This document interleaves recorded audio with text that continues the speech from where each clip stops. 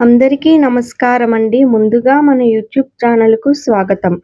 కార్తీక మాసంలో సోమవారాలకు ఎంతో విశిష్టత ఉంది. అయితే వీటితో పాటు కోటి సోమవారంకి కూడా ఎంతో విశిష్టత ఉంది. కోటి సోమవారం అనగా కార్తీక మాసంలో వచ్చే శ్రవణ నక్షత్రం రోజుని కోటి సోమవారంగా భావిస్తాం. అయితే ఈ ఏడాది అనగా 2025వ సంవత్సరంలో కోటి సోమవారం ఏ రోజు వచ్చిందంటే అక్టోబర్ 30వ తేదీన వచ్చింది. ఇది ప్రకారం శ్రవణ నక్షత్రం అక్టోబర్ 29వ తేదీ సాయంత్రం 5:29 ప్రారంభమవుతుంది. అనంతరం అక్టోబర్ 30వ తేదీ సాయంత్రం 6:33 ముగుస్తుంది. ఉదయం తిథి ప్రకారంగా జరుపుకుంటాం కాబట్టి అక్టోబర్ 30వ తేదీన కోటి సోమవారంగా జరుపుకుంటాం. అయితే ఈ కోటి సోమవారం యొక్క విశిష్టత ఏమిటి అంటే కార్తీక మాసంలో శ్రవణ నక్షత్రం రోజును కోటి సోమవారం అంటాం. ఈ కార్తీక మాసం శివకేశవులకు అత్యంత ప్రీతికరమైన మాసం. అందులోనూ కోటి సోమవారం అంటే ఆ రోజు ఆధ్యాత్మిక పరంగా ఎంతో పవిత్రంగా భావిస్తారు. ఈ రోజున శివకేశవులకు ప్రీతికరమైన ఈ కోటి సోమవారం రోజున హరిహరాదులను పూజించాలని శాస్త్రం చెబుతుంది. కోటి సోమవారం రోజు సూర్యోదయంతోనే నిద్రలేచి నదీ స్నానం ఆచరించడం అత్యుత్తమం. ఎందుకంటే పవిత్రమైన కార్తీక మాసంలో శ్రీ మహావిష్ణువు నదులు, చెరువులు, కాలువలలో నివసిస్తాడని అంటారు. అందుకే కార్తీక మాసంలో నదీ స్నానానికి విశేషమైన ప్రాముఖ్యత. ఇప్పుడు మనం కోటి సోమవారం యొక్క కథ గురించి తెలుసుకుందాం.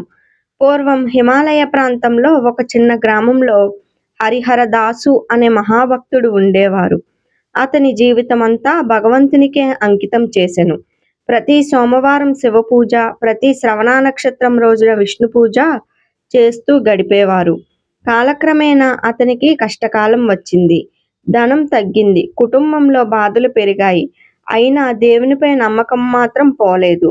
ఓ శివకేశవులారా, నా కుటుంబాన్ని రక్షించండి అని మునిగిపోయి నదీ తీరాన ధ్యానం చేసేవారు. ఒకరోజు అతను ధ్యానంలో ఉండగా ఆకాశం నుంచి పవిత్రమైన శబ్దం వినిపించింది. అది ఏమిటి అంటే, ఓ భక్తుడా, కార్తీక మాసంలో శ్రవణ నక్షత్రంతో కూడిన రోజును కోటి సోమవారంగా పిలువబడుతుంది. ఆ రోజున చేసే శివకేశవ పూజ కోటి జన్మల పాపాలను హరిస్తుంది. సంపద, ఆరోగ్యం, సంతానం, శాంతి ప్రసాదిస్తుంది అని చెప్పగా ఆ దైవవాణిని హర్షపూర్వకంగా హృదయంలో దాచుకున్న ఆ భక్తుడు కోటి సోమవార దినాన్ని ఆశతో ఎదురుచూసెను. ఆ శుభదినం ఉదయాన్నే సూర్యోదయం కంటే ముందే లేచి పవిత్ర నదిలో స్నానం చేసెను. శరీర శుద్ధితో పాటు మనస్తత్వ శుద్ధి కూడా చేసుకున్నారు. తరువాత శివాలయానికి చేరి పంచామృతాభిషేకం చేసి బిల్వ దళాలతో శివునిని అర్చించెను. దీపారాధన చేసి ఓం నమః శివాయ అనే మహామంత్రం జపించెను. సాయంత్రం అయ్యాక శ్రీమన్నారాయణ ఆలయానికి చేరి తులసీ దళాలు సమర్పించి ఓం నమో నారాయణాయ అని జపించెను. సాలగ్రామ పూజ కూడా చేసెను. ఆ రోజు అంతా ఉపవాసం ఉండి రాత్రి నక్షత్ర దర్శనం చేసిన తర్వాత ఉపవాసాన్ని విరమించి దేవునికి ధన్యవాదాలు తెలిపెను. ఆ రాత్రే శివుడు, విష్ణువు దివ్య రూపంలో ప్రత్యక్షమై భక్తునికి ఆశీర్వదిస్తూ ఇలా చెప్పారు. ఓ భక్తుడా, కోటి సోమవార వ్రతం చేసిన నీకు కోటి రెట్లు పుణ్యం లభిస్తుంది. నీ వంశం శాంతి ఐశ్వర్యాలతో వర్ధిల్లుతుంది అని మాయమయ్యెను. అప్పటి నుండి హరిహరదాసు జీవితం మారిపోయింది. ధరిన వచ్చిన ధనం తిరిగి వచ్చింది. ఆరోగ్యం, ఆనందం, శాంతి అతని ఇంట్లో శాశ్వతంగా నిలిచిపోయాయి. ఈ విధంగా కోటి సోమవార వ్రతం ఆచరించిన భక్తులకు శివకేశవులు కష్టాలను తొలగించి జీవితంలో ఆనందాన్ని నింపెదను. ఇది కోటి సోమవారం యొక్క వ్రత కథ. కోటి సోమవారం యొక్క పూజా విధానం గురించి ఇప్పుడు తెలుసుకుందాం. ఈ రోజున సూర్యోదయం ముందే లేవాలి. నదీ స్నానం ఆచరించాలి. తరువాత శివలింగానికి పంచామృతాభిషేకం చేసి బిల్వ దళాలతో అర్చన చేసి నువ్వుల నూనెతో దీపారాధన చెయ్యాలి.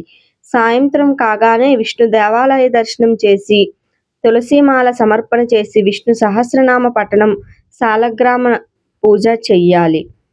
నక్షత్ర దర్శనం చేసిన తరువాత ఉపవాస విరమణ చెయ్యాలి. ఇది కోటి సోమవారం యొక్క పూజా విధానం. ధన్యవాదములు.